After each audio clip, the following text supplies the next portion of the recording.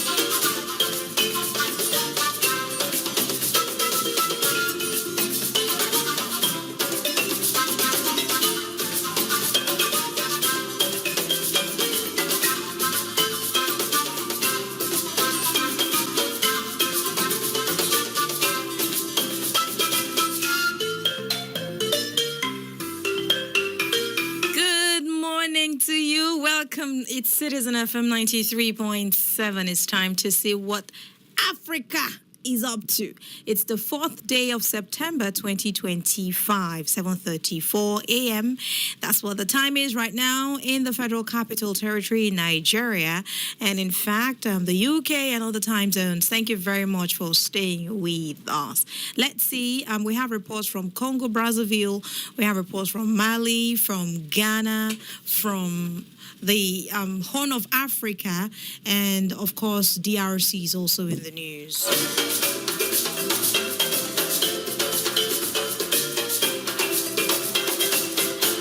Yesterday, the former Congolese president, Joseph Kabila, reacted after a military prosecutor sought the death penalty during his treason trial last week.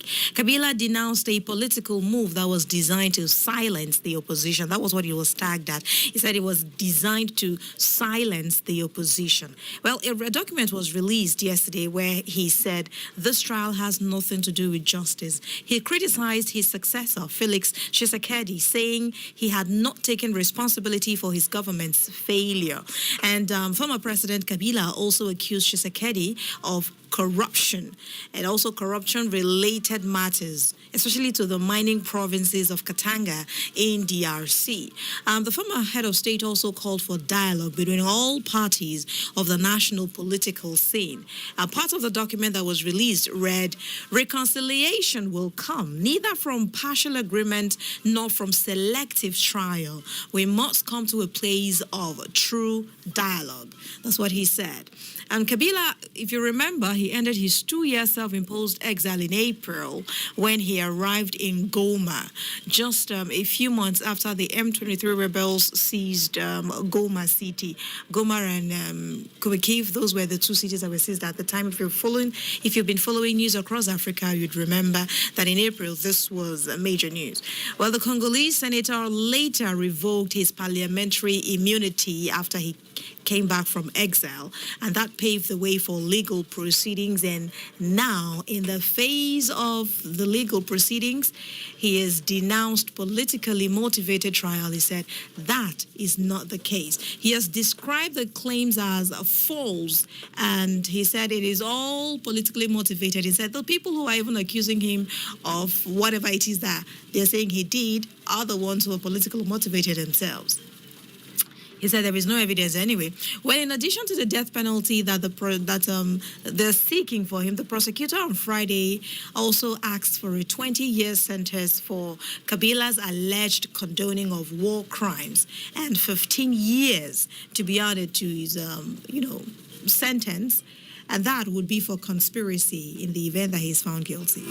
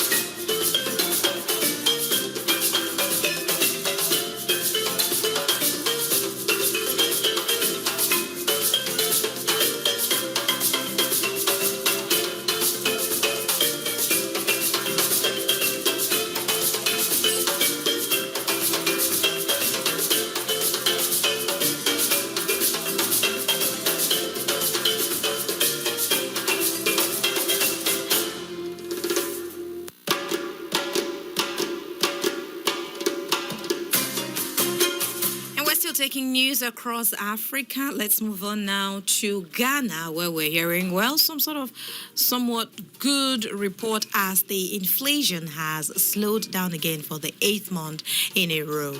Ghana's annual inflation rate slowed for the 8th month in a row. The August report showed that. And according to the report, it said this is the lowest it has reached since October 2021. The government statistics said yesterday. The good news for Ghana is where inflation continued to decline in August for the 8th consecutive month. As it stands now, it's about 11.5% year on year. It's down from 12.1% in July to 11.5%. Although it's still 2 digits, but I mean, it's something to celebrate. This is the lowest that it has been in 4 years. And I know that other countries would love to even be as low as even 15, let alone 11.5. And as it's going, it might just keep going lower and lower and lower. So both food and non-food prices have eased in the last month, and the government has said that food remains the largest driver of inflation, so it's coming down anyway. The gold, oil, and cocoa producing nation is emerging from its worst economic crisis in decades. The local currency, cedi, is up over 20% against the dollar so far this year. I mean, look at that. In July alone, the country's central bank showed faith in the improving situation because they lowered their key interest rate to 25%, and that was a cut of 300 basic points. And that's not all. That cut will be the largest ever in the history of the country.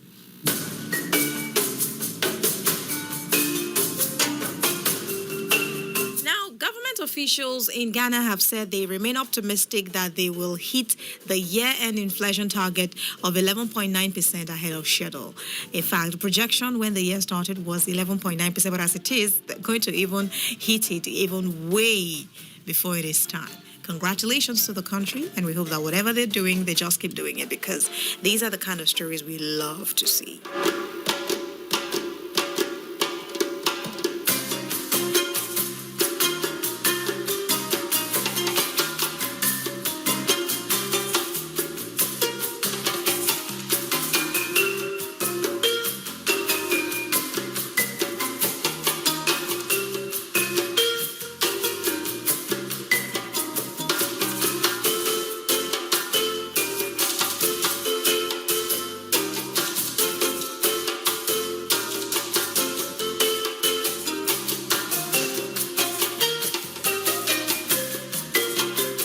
If you've been following us on News Across Africa, if you've been tuning in every now and again, you would remember that, or you would know by now, that elections are on the way in the Republic of Congo.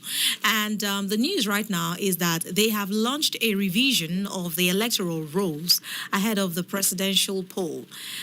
Next year, March, would see the people go to the polls to cast their votes.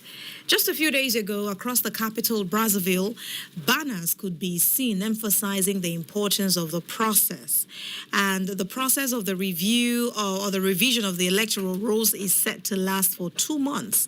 Officials say the operation aims to ensure transparency and also to guarantee the credibility of the poll, which will also see the incumbent president, Denis Sassou Nguesso, stand again to be president. He's 81 years of age. Yeah. He's been a head of state for 2 periods. The first time it was from 1979 to 1992, and he's also been president since 1997, winning back-to-back re-elections. And now he's standing again from the polls. That's not shocking now, is it? Well, in 2015, he made a constitutional change bypassing the 70-year age limit and also increasing the number of 5-year terms to 3. Like you can be president for 5 years, 5 years, 5 years, 3 times. That was the arrangement, or the, the adjustment he made in 2015. Well, as I like to mention, if you follow us here on News Across Africa, you'd remember that last month, the opposition leader, Clement Miriasa, said the president should another term in office.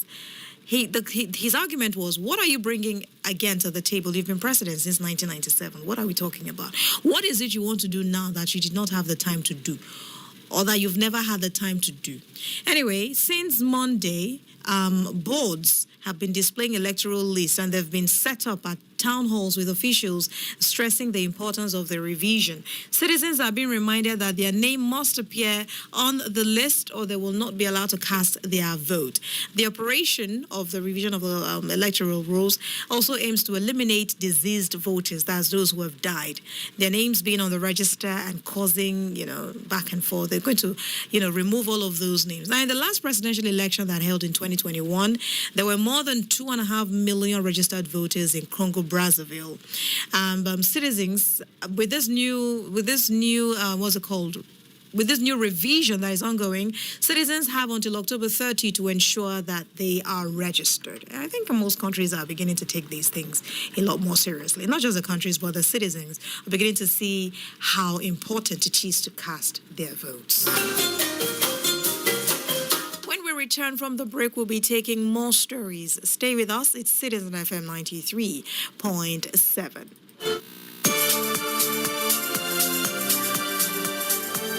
Stay connected to the heartbeat of the nation's capital. Tune in to FCT Today every Wednesday, 12:30 p.m. on Citizens 93.7 FM Abuja. Get the latest updates on news, events, and happenings in and around the Federal Capital Territory. From politics to entertainment, business to culture, we have got the inside scope. Join the conversation, stay informed, and be ahead of the curve. Don't miss FCT Today every Wednesday, 12:30 p.m. on Citizens 93.7 FM Abuja. FCT Today, your window to the FCT every Wednesday, 12:30 p.m. on Citizens 93.7 FM Abuja.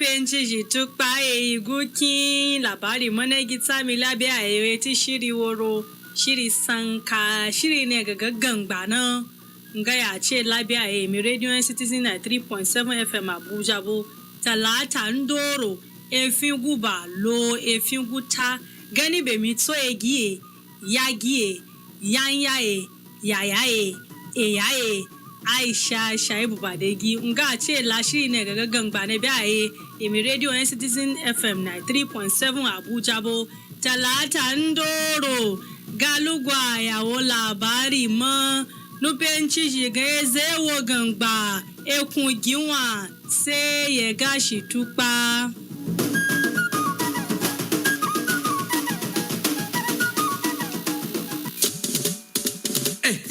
Kẹ́kùnrin ó gbọ́ kó sọ fún toko kẹ́dùn gbọ́kọ̀rọ̀ kọ́ bẹ̀ bẹ́ẹ̀ tó kan ètò kan tí yóò ṣọ bí òṣùmọ̀ lójú ọ̀run ìgbádùn rẹpẹtẹ pẹ̀lú baba Kẹ́ńgbé tí yóò ṣọ lórí iléeṣẹ́ Citizen FM 93.7 Àbújá ìgbádùn rẹpẹtẹ pẹ̀lú baba Kẹ́ńgbé ètò alárin yóò máa mìlú títì bẹ̀rẹ̀ láti agogo 9 sí agogo 11 alalẹ́ ọjọ́ ìsinmi Sunday ọmọ yín olólùfẹ́ yín ni Olú Tọmọrí Wílọ́bì MC Teaser baba Kẹ́ńgbé Kẹ́ńgbé ọ̀rọ̀ fún ẹ̀ jagunmúlà pèdàgbáyé làtọ́kùn ètò ẹ má gbàgbé o ìgbádùn rẹpẹtẹ pẹ̀lú baba Kẹ́ńgbé lálálẹ́ Sunday ni o bẹ̀rẹ̀ láti agogo 9 títí dé agogo 11 gbáko lórí iléeṣẹ́ alálùbáríkà Citizen FM 93.7 Àbújá àbúlùdù dé o ẹ má mí ṣe o mẹ̀sì gbọ̀kú.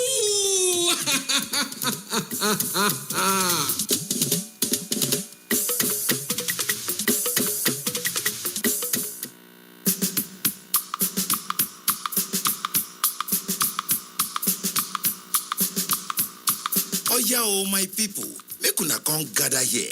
Which kind tori una wan hear on top radio? Wetin dey catch fire on top social media?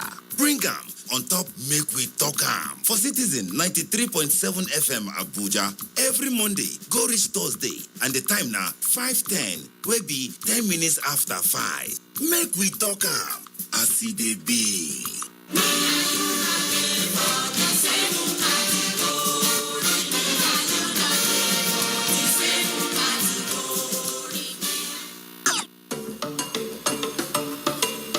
Hello, Abuja.